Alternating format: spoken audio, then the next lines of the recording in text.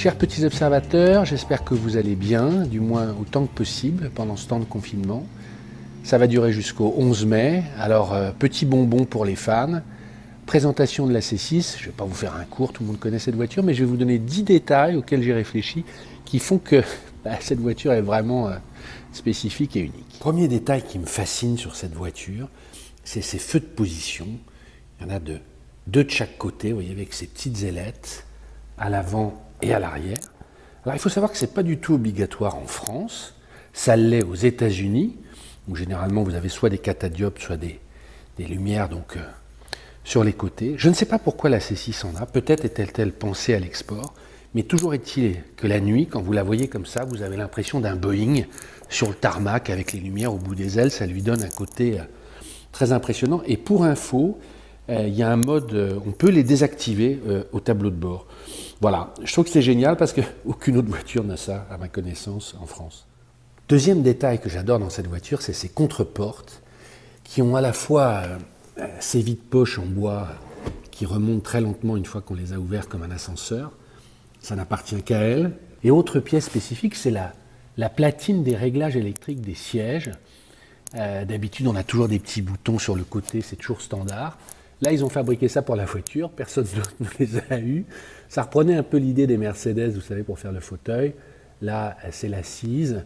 Là, vous avez le réglage lombaire. Là, la hauteur du fauteuil avant-arrière. Et puis, vous pouvez vraiment faire monter l'avant du fauteuil et aussi en hauteur et aussi l'arrière en hauteur. Donc, vous pouvez vraiment vous concocter un truc assez sympa. Troisième détail que j'adore, qui est tout bête parce que c'est un morceau de plastique, mais la cinématique est géniale, c'est les porte-gobelets. On ne les devine pas, on ne voit pas qu'ils sont là. Et en fait, paf, regardez. Et ça me fait penser dans les Saab, à chaque fois que je les utilise, il y avait un mécanisme aussi un peu comme ça, un peu complexe, vous voyez. Hop, ça pivote.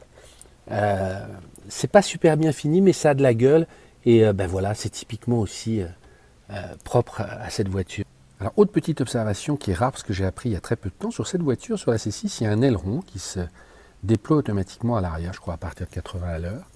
Mais quand vous voulez y accéder, notamment pour le nettoyer, je ne savais pas comment vous pouvez faire, vous allez sur la barre des essuie-glaces en mode arrêt, et vous faites monter les essuie-glaces, et ça sort l'aileron, et vous pouvez y accéder. Et ça bloque aussi les essuie-glaces sur le côté, ce qui vous permet de pouvoir les changer. C'est quand vous êtes à l'arrière, ça monte toute une époque. Vous avez la climatisation, vous pouvez la régler, notamment surtout le débit d'air est plus ou moins chaud, mais vous avez encore deux allumes-cigares, sachant qu'il y en a un à l'avant. Et c'est marrant parce que c'est une voiture qui a été pensée par des jeunes gens dans la fin des années 90, début 2000, et avoir encore des allumes-cigares, c'était signe de richesse. Et d'ailleurs, dans chaque partie des portières, vous avez un tout petit cendrier. C'est-à-dire que fumer était encore un signe d'élégance ou en tout cas de richesse. Je trouve ça assez marrant. Autre détail amusant, quand vous abaissez la coudoir centrale, il y a un petit bouton qui est réservé pour le passager arrière droit. Vous appuyez dessus et ça fait avancer le fauteuil devant. Et ça veut vraiment dire que c'est des voitures qui ont été pensées pour les ministres ou les présidents. Comme ça, votre officier de sécurité, vous le poussez lui-même. Et vous pouvez étaler vos jambes. Autant vous dire que ma fille de 9 ans, qui est souvent à l'arrière, s'amuse toujours avec ça. Dès qu'il y a quelqu'un devant, elle passe son temps à le faire avancer. Elle trouve ça très drôle. Autre point que j'adore, c'est la visée tête haute, enfin, l'affichage tête haute.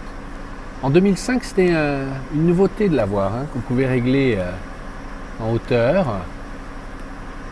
Donc on pouvait régler l'intensité. Au début, je trouvais ça complètement débile et maintenant, je ne roule plus qu'avec ça. C'est qu'on se rend compte qu'il y avait plein de fonctionnalités qui pouvaient apparaître et qui n'ont pas été prévues. Mais il y avait les phares, le service, mais il y avait d'autres fonctions qui étaient prêtes à être activées et qui n'ont jamais servi. C'était étonnant. Pareil, dès 2005, on pouvait configurer la couleur de l'écran. Moi, je l'ai choisi bleu, mais on pouvait avoir du rouge, un côté un peu acier, un peu... bon. Tout ça aussi fait sourire aujourd'hui, parce que c'est à la fois kitsch. Mais c'est marrant qu'ils y aient pensé. Il y a un autre détail que j'ai toujours trouvé étonnant, c'est à l'ouverture de la portière, de voir que la vitre, en fait, ne va pas jusqu'au bout de la portière. Mais vous voyez, quand on referme la porte, en fait, la continuité de la vitre se fait ici. Et là, le bout de chrome bien collé à la portière. C'est assez étrange en fait quand on regarde, mais là aussi c'est vraiment propre à elle et c'est ce qui lui donne, encore une fois, un de ses éléments de style. Alors, dernier détail qui n'appartient qu'à la C6, et j'aurais dû commencer par ça, c'est plus qu'un détail, c'est sa suspension Hydractive 3 qui, outre son confort, permet à la voiture de s'élever, de passer en position haute de plusieurs centimètres. C'est vachement pratique finalement dans les chemins creux. Et comme quoi le temps est assassin, il y a 30 ans on mettait ça beaucoup en avant, aujourd'hui ça a disparu des Citroën. C'est dommage parce que ça faisait aussi vraiment sa signature si particulière. Alors beaucoup se demandent comment on fait en confinement, sachant que la C6 elle a une particularité, la batterie se vide en 3 semaines, il y a tellement d'éléments qui restent, et ça m'est arrivé plusieurs fois de tomber en panne à Paris quand je ne m'en servais pas pendant 3 semaines. Donc, j'ai acheté ce petit chargeur lent, vous voyez, Black & Decker. Et quand ça clignote, ça veut dire que la batterie a besoin d'être chargée, de la charge lente. Et alors que la batterie sur la C6 est à l'arrière gauche, vous pouvez la charger par devant, c'est bien pratique, positif et négatif.